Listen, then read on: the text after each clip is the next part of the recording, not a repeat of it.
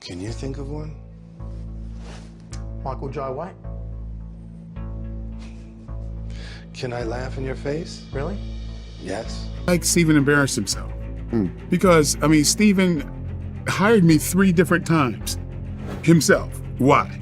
If I'm not a good marketer. I think nobody has a right to have such an inflated ego, especially when people can do what you do.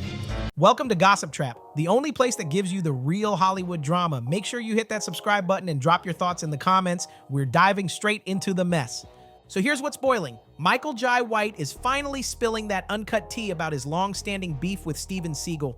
And it's way messier than anyone thought. Michael's not holding back at all. In a recent interview, he let loose and called Steven unprofessional, arrogant, and just plain nasty to work with. But that's not even the craziest part. Michael went as far as to call him out for being racist and acting like he's above everyone else. Yeah, he really said that. And the fans, oh, they were eating this up. This feud isn't just some new drama. It's been simmering for years, and it's finally boiling over. Michael's words hit hard because people know there's history here. Real tension, real shade. Now here's where it gets extra wild. Michael hinted that Steven might have skipped town and left the US to dodge some serious legal heat. There's even chatter about a possible federal case hanging over his head. Is that why Steven's been laying low overseas? Plus those accusations about racism? They're not new. People have been whispering for years about Steven's behavior behind the scenes, and now Michael's putting it all out in the open.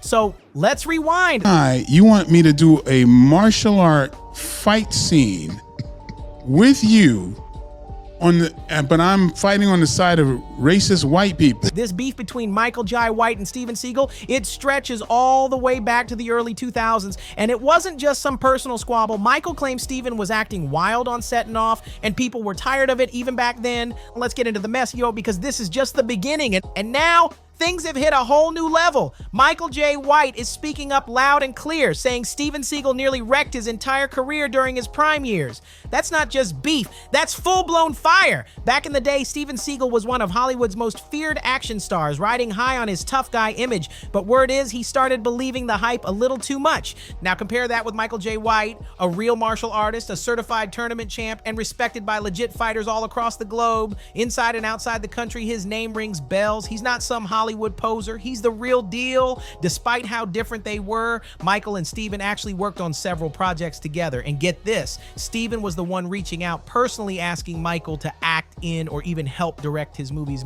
But then came 2012, and the moment everything flipped. During an interview, someone asked Steven if he thought Michael was a great fighter. Steven didn't just shake his head, he laughed in the man's face, then straight up said he had no respect for Michael's career at all. Cold-blooded.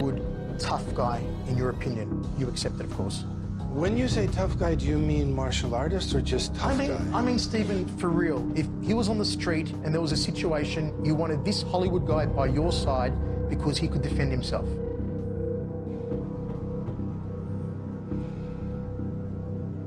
It's that hard to think of a legit one? Can you think of one? Michael Jai White. Can I laugh in your face? Really? Yes.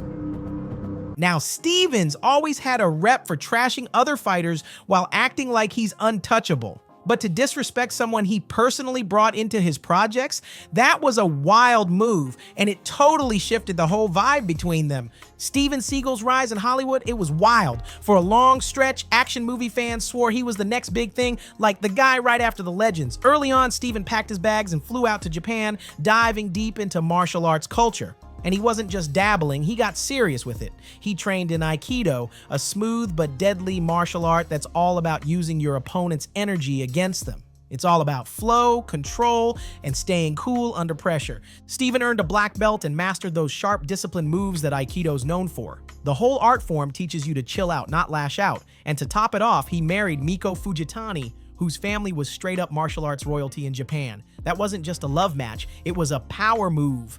Before long, Steven was running Miko's family dojo, becoming the first American to ever teach Aikido in a Japanese school. That's a major flex, especially in such a traditional space. He eventually headed back to the US, landing in Los Angeles, where he kept teaching Aikido. Then, boom, 1988 hits, and Steven stars in Above the Law. It was the first American film to showcase Aikido in real fight scenes, and people were hooked.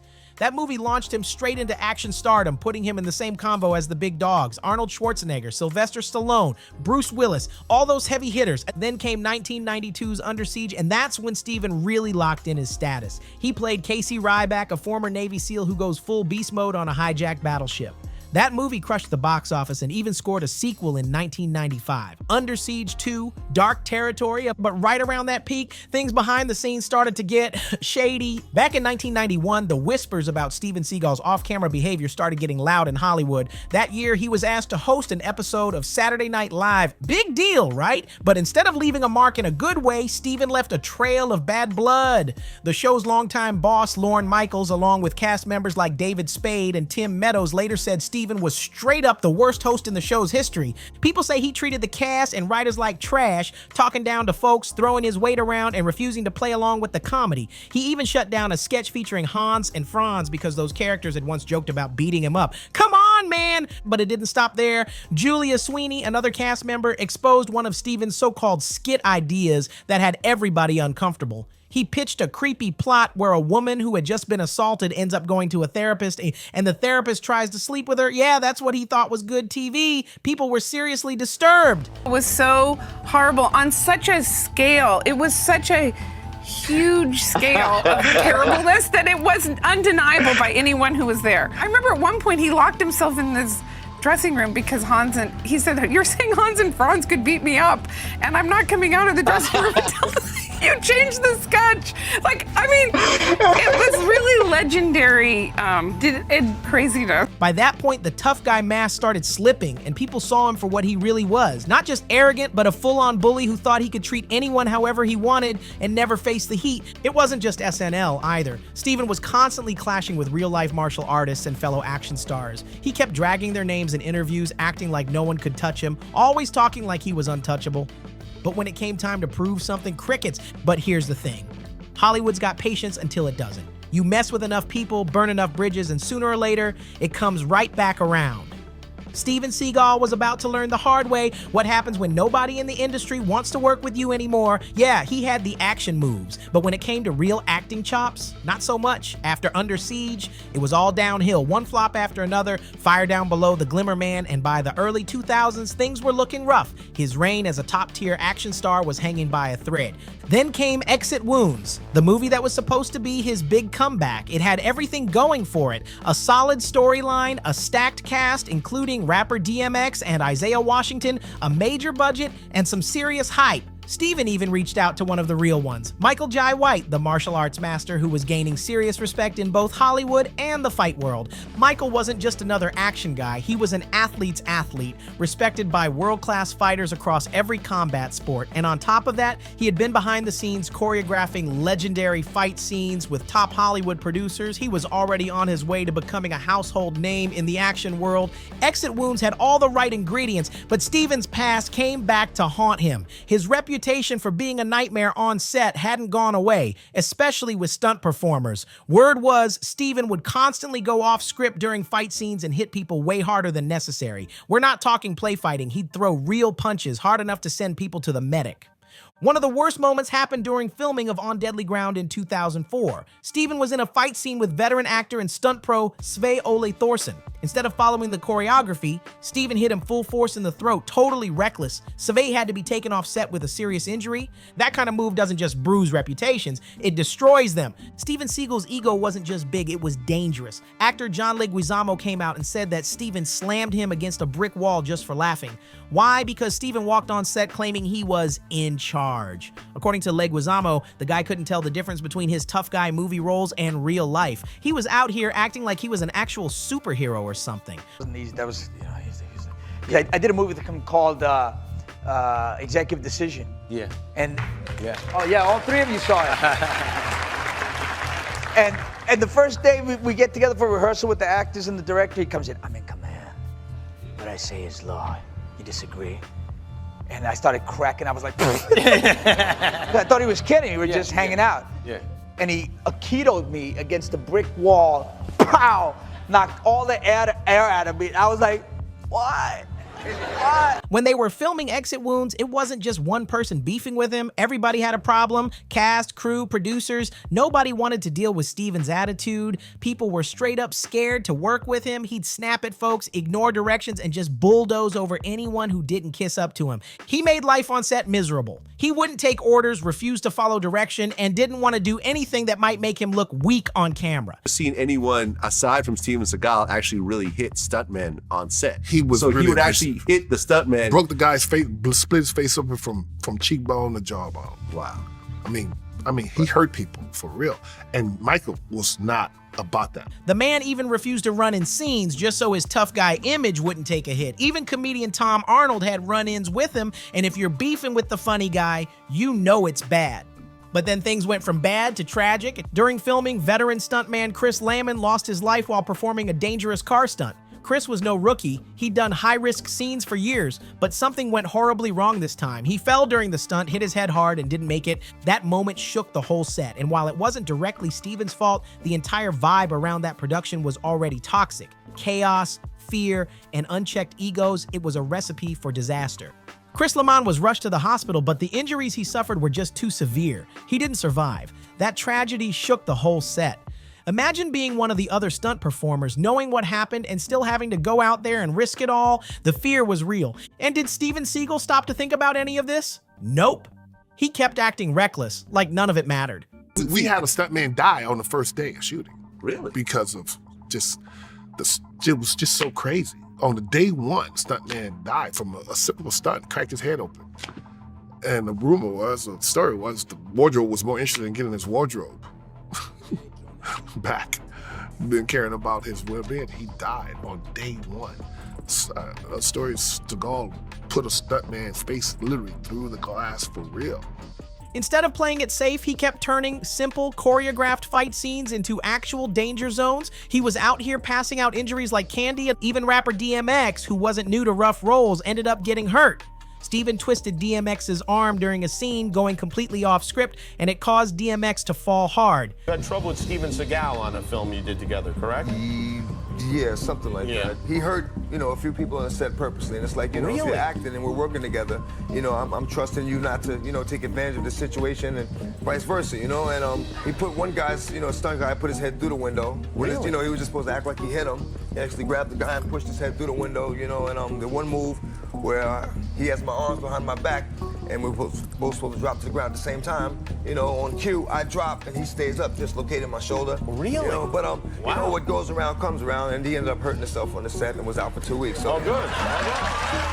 That wasn't some stage stunt. Steven just did what he wanted with no care for who got hurt. By the time filming wrapped up, nobody could stand him. The cast and crew were over it. Tensions were through the roof. And guess what the final scene was supposed to be? A fight between Michael Jai White and Steven Seagal. Yeah, that actor versus villain moment fans were dying to see. But here's where it gets wild. Michael later revealed that people behind the scenes started pulling him aside one by one. Cast members, crew, everybody told him they wouldn't be mad if he just went ahead and laid Steven out cold. They were so done with the drama, the ego, and the chaos, they were hoping Michael would put hands on him for real.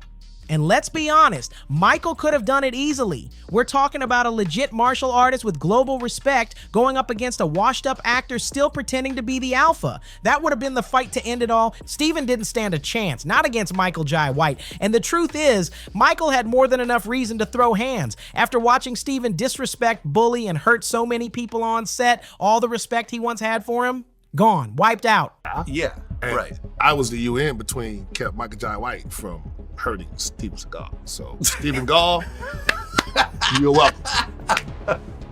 You're welcome. Yeah. Because Michael Jai wanted him bad. You want to put hands on him? For real, for real. For real. I don't know if he just wanted to put hands on him. Let's be real. If Steven had caught a beating that day, nobody would have blinked. Folks were waiting on it. On my head, when I really flared toward him is that he was hurting the stunt guys. And one of my very good friends, a guy named James Liu, and another friend named Nils Stewart, who were nice people, but he would make it a point to kind of, even off camera, do things like wrench their arms. He actually tore Nils's bicep for no reason. And Well, how was he afterwards? Was he apologetic or? The next day he was. Oh, but right after he was. But Michael, he kept it professional. Even though the entire set was begging for him to humble Steven, he chose to rise above the nonsense. The fight scene they shot ended up being straight up trash, and not because of Michael. Steven had this ridiculous clause in his contract that said no one could hit him for real. So Michael couldn't even throw with full speed. It was like shadow boxing with a brick wall. And then in 2012, Steven had the nerve to go on an interview and laugh at the idea of Michael being a top tier fighter. The disrespect was unreal. Michael later said that's when it all clicked. Steven wasn't just arrogant, he was deeply insecure, couldn't handle the fact that someone else had real skills and actual respect in the fight world. I felt like Steven embarrassed himself. Because, I mean, Steven hired me 3 different times himself. Why? If I'm not a good martial artist. And then, he hired me for the Nissan suit ads for Japan. And I was a choreographer and everything else. He hired me for On Deadly Ground, which is a movie he directed, right? Hired me personally, offered me a role that I didn't really take because I thought it was silly. And then, of course, I'm in the movie with him in Exit Wounds. I never had really anything against him other than, he famously I talked about what he does with the stunt guys. But it's ironic that Steven would not call me a martial artist because, I mean, it's like, well, when you think of martial arts, you think of being healthy, humble, respectful, disciplined, all of that stuff that all has Steven Seagal written all over it, does it not? That's a healthy, humble, respectful guy, would you think? No. As for Steven's career, it never bounced back. He burned so many bridges that he got iced out of Hollywood. These days, he's starring in low-budget action flicks for studios in Thailand. Big fall from grace. And if that's not messy enough, rumor has it that Steven's got legal heat in the US, and that's why he dipped out and ran to Russia. Yep, in 2016, Vladimir Putin handed him Russian citizenship. Steven had been cozying up to Russian media for years, hyping Putin up, and suddenly he's getting that passport hookup. Coincidence? Doubt it. As Steven Seagal's Hollywood run kept crumbling, he suddenly started leaning hard into his so-called Russian heritage. He claimed he had Russian roots, and as his spotlight faded, he grabbed onto that identity like it was his last lifeline. He even started calling Vladimir Putin his brother. Yes, brother, and said Putin was one of the greatest living world leaders. Talk about laying it on thick. And guess what? Putin noticed. He saw Seagal fangirling hard and handed him Russian citizenship in 2016. Steven was so hyped, he started calling himself 1,000,000% Russian. Not even joking. But it didn't stop there. Putin went on to give Seagal a whole Order of Friendship award, supposedly for helping international culture and humanitarian cooperation. But let's be real, it wasn't just about Steven's weird obsession with Russia. Nah, he was actively pushing Russian propaganda, especially when it came to the war in Ukraine. Steven didn't just talk, he participated. He helped make several pro-Russia propaganda films that painted Ukrainians as villains and Russians as the noble heroes. One of the most controversial ones, a film called In the Name of Justice. It showed Steven strolling through a war-torn Ukrainian city, spreading the message that the war was all Ukraine's fault. In a 2020 clip, Steven even flat out called Ukrainians Nazis. He's been out here blaming them for everything and taking every chance to justify Russia's moves. That sent the internet into flames. People came for him hard, accusing him of being racist and dangerously out of line. And behind the scenes, the whispers are getting louder. Word is Seagal's got tax violations stacked so high, they could fill up a whole notebook. He's not just running from the spotlight, he might be dodging way more than that. And if there's one thing we all know about Uncle Sam, it's that he always comes to collect. So ask yourself, why would Steven Seagal suddenly move to Russia of all places? A country that just so happens to have no extradition treaty with the US? Yeah. In the parking lot talking about it, and I was like, oh, cool.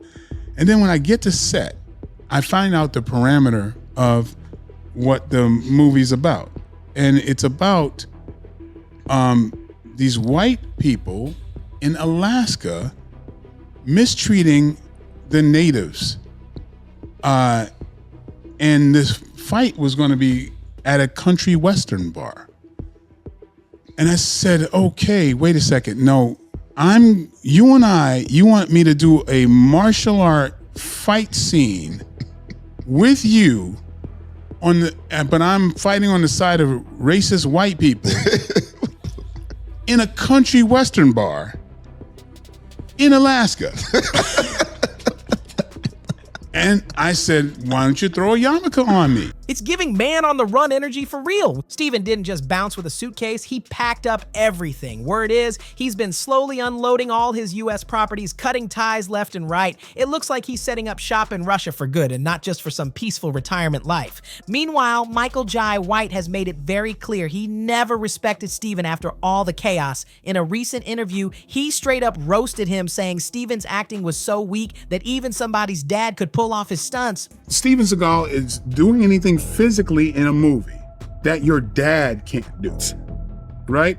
And see if you go, okay, you have your dad do the same physical movements and see if that can be done or not. Now, you can't do that with Scott Adkins. Your dad can't do that. You can't, with Jean-Claude Van Damme, go ahead, get your dad to kick that high and do it. But with Steven Seagal, which I think he should be humble, you're not doing anything that other people can't do physically, right? But the persona is bigger than life. At one point, when Steven saw that his career was circling the drain, he tried to come crawling back to Michael with an apology, but Michael wasn't buying it. He saw right through the fake peace offering. He knew Steven was only looking out for himself. Ironic that he would say that, but he apologized to me face to face in Thailand when we ran into each other. Oh, how long ago was this? When I was shooting Triple Threat. Which is what year? I don't know. That was recently though, a few years ago, right? That's quite a few years ago. Yeah. And he said that basically that it was because of Michael Chiavello, who was the interviewer, and he said some pretty derogatory things.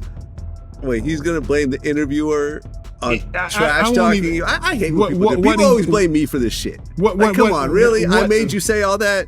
What he said, I won't even.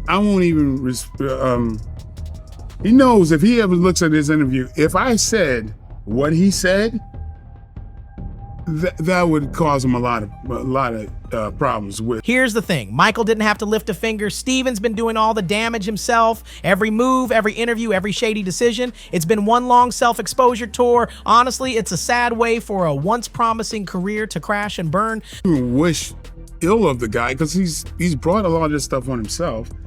And I think it's due to his martial arts principles, or lack thereof. But what do you think about the rise and fall of Steven Seagal? Could he have saved his legacy, or was this downfall written in the stars? Drop your thoughts in the comments, and don't forget to check out the next video for even more Hollywood chaos.